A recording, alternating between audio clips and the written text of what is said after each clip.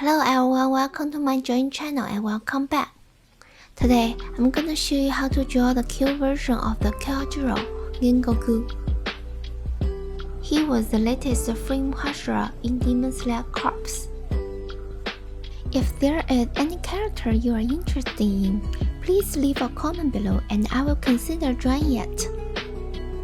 Don't forget to subscribe to my channel.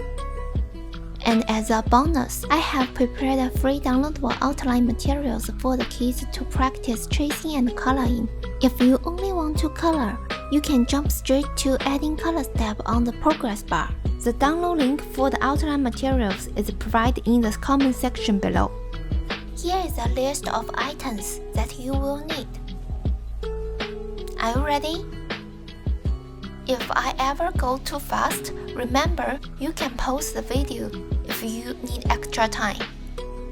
First, we use our pencil and lightly sketch out the basic framework of the picture we want to draw on the paper.